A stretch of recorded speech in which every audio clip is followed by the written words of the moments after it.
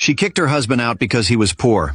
2 years later, that same man walked into her father's company, not as a worker, but as the man who bought the company. How did this happen? What made him so rich? Why was her father's company up for sale?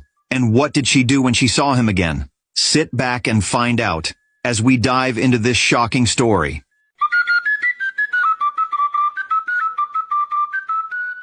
This is the story of a young man named Alex, a man who had nothing, no job, no car, not even a house of his own. But what he did have was love. It was a bright Saturday morning. Inside a small room, Alex stood in front of the mirror. He was wearing a black suit. His hands were shaking as he fixed his tie. Today was his wedding day. He smiled at his own reflection, but his eyes told the truth. He was worried. Deep inside, his heart was heavy. He whispered to himself, "I hope I'm doing the right thing. I don't have money, but I love her. I really love her."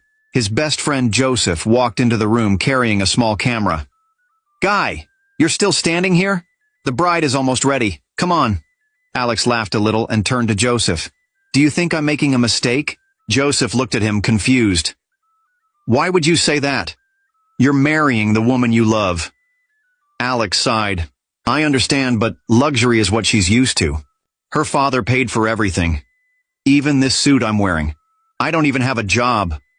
What if I can't give her the life she's used to?"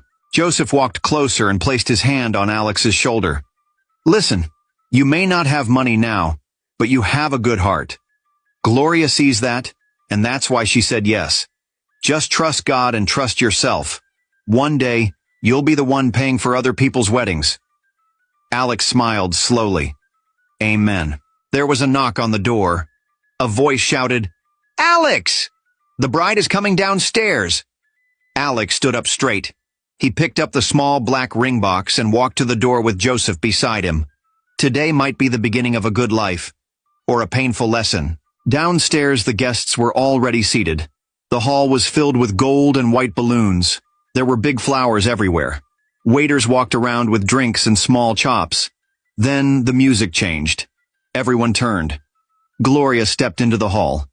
She looked like a princess. Her dress was white and long, with shiny stones around the neck. She held a small flower in her hand. Her makeup was perfect. Her smile was wide, but her eyes, they looked like she had something on her mind. She walked slowly, with her father, Mr. Jerry, holding her hand. Mr. Jerry smiled proudly. The music was soft. The pastor smiled as he looked at the